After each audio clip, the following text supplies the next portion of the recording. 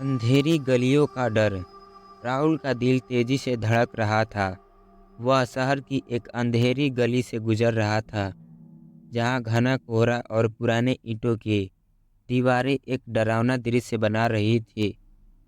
गली के आखिरी कोने तक पहुंचते ही उसे महसूस हुआ कि कोई उसका पीछा कर रहा है।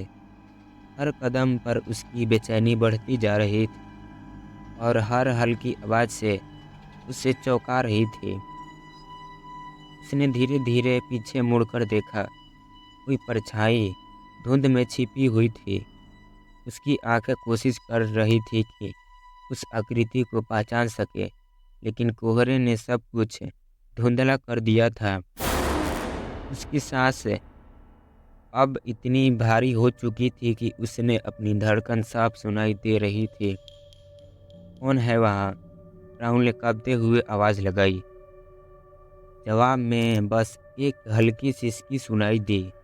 उसने ने कदम तेज किए, लेकिन वो परछाई उसके पीछे पीछे आ रही थी। अचानक सड़क की एक स्ट्रीट लाइट झपकी और बुझ गई। राहुल को लगा जैसे अंधकार ने उसे चारों ओर से घेर लिया है। वह भागने लगा, लेकिन गली के अंत में उसे एक बंद दरवाज़ा मिला। उसके पास पीछे मुड़कर जाने के सिवाय कोई रास्ता नहीं बचा था। अचानक परछाई ने उसकी गर्दन पर अपना हाथ रखा। राहुल के पैर कांपने लगे, और जैसे ही उसने पलट कर देखा, वहाँ कोई नहीं था। वह अकेला था, बिल्कुल अकेला। यह मंजर उसे उलझन में डाल रहा था। क्या वह उसकी कल्पना थी या कोई सचमुच उसके पीछे था? राहुल का दिल अब पहले से भी ज़्यादा तेजी से धड़कने लगा।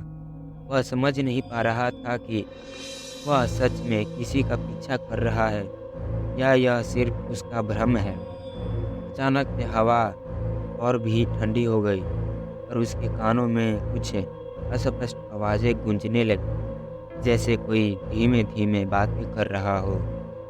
उसने घबराते हुए चारों ओर देखा, लेकिन कोहरे की मोटी चादर के सिवा कुछ नहीं दिखाई दिया। अचानक उसके पीछे एक धातु की जंजीर जैसी आवाज़ सुनाई दी। राहुल ने तुरंत पलट कर देखा। गली के अंत में जहाँ पहले वह परछाई थी, भी एक लंबा साया जैसा इंसान खड़ा था। उसकी आंखें अजीब तरीके से चमक रही थी और वह धीरे धीरे राहुल की ओर बढ़ रहा था। राहुल के पैरों तले जमीन खिसक गई। वह कुछ समझ पाता उससे पहले साया उसकी ओर तेजी से बढ़ने लगा। राहुल ने भागने की कोशिश की, पर उसकी टांगें मानो बर्फ जैसी भारी हो गई हैं। वो जितनी तेजी से दौड़ने की कोशिश करता, उतनी ही उसकी गति धीमी पड़ती गई। अचानक उसके सामने की जमीन सरकने लगी और वह गिरते हुए गहरे गड्ढे में गिरने लगा। जैसे ही वह गिर रहा था, उसकी एक अजीब सी आवाज़ सुनाई दी, तुम बच नहीं सकते।